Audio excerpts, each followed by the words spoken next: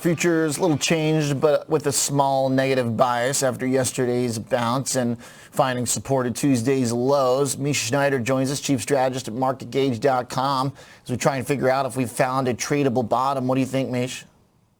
Good morning, Oliver. Well, I think that the jury's out on it. Today's going to be extremely important, or let's just say really today and tomorrow as we end the week.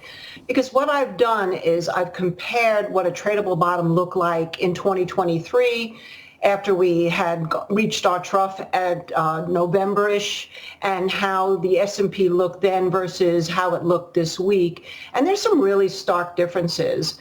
So I think there's a couple of things that people have to look for, and why I'm really focused on the technicals so much right now is because the narrative keeps changing, and the only comfort really that I'm finding in this market is what price is telling us. So if we look at the S&P right now versus a normal type of good bottom, we saw a new low, 60-plus day low. We saw big volume on that, and then followed by what we call an inside day, which means essentially the trading range was inside the day that it made the new 60-plus day low. So today is pivotal, right? We would have to get through 564 in the S&P in order for us to start looking like we were confirming. And I wouldn't even say the bottom, just maybe a bottom. And then we would have above that the 200-day moving average at 570. So if we can't get through those levels, I would expect we could see a little bit more pain. The pain, what type do you think that looks like,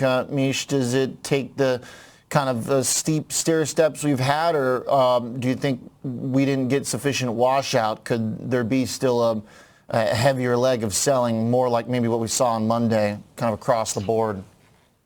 Well, I hope that it would be a much more modified velocity of selling. Obviously, if you look at the volatility right now, we're above 20, which generally is not a great sign for the market, but we haven't really been flying. So I would probably say with such oversold conditions, we could see another leg down, but I'm not really looking at this from a great bearish scenario. It's more like, at what point do you buy the dip? And this is what I'm most concerned about, Oliver, is that people are coming out constantly and saying, this is the dip, this is the dip. And if you track every time that has been said, people would be extremely underwater at this point. So really what I would do is look at this next leg down. If we break down and we can't clear these areas I just mentioned in the SPY, and then again, I would look for some kind of huge volume flush, and then a green day with some more volume, and then basically kind of a turnaround. And until that happens, I'm being extremely defensive.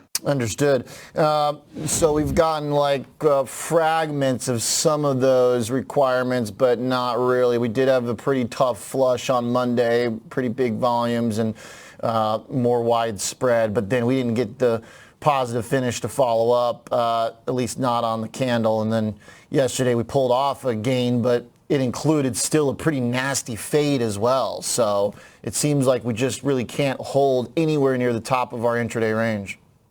Exactly. And we can look at the consumer area really maybe as the culprit. Because if you look at, let's say, XRT, which is a good ETF to measure both consumer staples and consumer discretionary, that doesn't even seem to have a bounce in it. Even yesterday, while we started to see a little bit of green around the board, the consumer area closed red, and it's red again. So that is, I think, if you really want to measure whether or not we've exhausted to the downside and the trade wars have lost their impact, or people start to dismiss the fact that this is just nothing more than a negotiation, or the Fed may come in, or whatever the myriad of reasons that could be a reason why this market might see a pop, you got to look there at XRT. Yeah, it's gotten blasted. Earnings haven't really helped for a lot of these. So what do you like, Mish? What are you trading then in the meantime if stocks are looking too much like a gamble?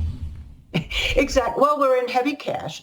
Obviously, commodities has a huge interest for me, gold and silver. But again, in terms of inflation, I haven't seen what a lot of people expect, which is silver to start outperforming gold.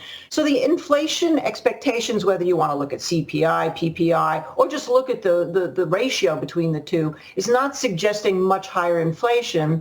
But nonetheless, I also am looking at agriculturals, and particularly sugar, which right now looks like it could be breaking breaking out over 19 cents a pound. So I think you have to be very selective in terms of your commodities plays, inflation. And then in terms of equities right now, like I said, very light, but I like things that have been basing out that start to break out a little bit. I mean, Intel, you talked about it before, had great news and it's up, but that's a classic example of something that has broken out of a base, as opposed to let's find something that has been a high flyer now is dipping and is this the low. So I'm, I like Salesforce, but I'm holding off. I thought I liked Adobe, but luckily we decided to wait till after earnings. 403, by the way, was the January low, so it's just kind of a number. I still like the vanity trade, which is the stocks that will be related in terms of the consumer area to people that have lost weight because of the diet drugs. So we're looking at some of that. I'm still looking at Microsoft and some of the quantum physics. So my eyes are everywhere. IBM would be another one. Kratos, which is a defense stock. But I think you have to be careful. Rather than buying the falling knife, try to find things that are breaking out of a base, like we're seeing in emerging markets, right? Like in China and Vietnam. I like that. As we've seen some international interest, I like a few of those beaten down U.S. picks there too. Appreciate the specifics. Mish, the last thing, I guess I'm kind of curious to get your take on the commodity front. How closely do you watch gold? It kind of seems like it's been doing exactly what it's supposed to be, holding in throughout this ride, and had a pretty good session yesterday. Yeah, and it's up again today. And of course, people are talking about new highs, which is very possible. It's been the ultimate flight to safety. So there's no reason for that to stop right now. I mean, the dollar has stabilized. That's good news. The rates actually went up instead of down, which I think surprised a lot of people.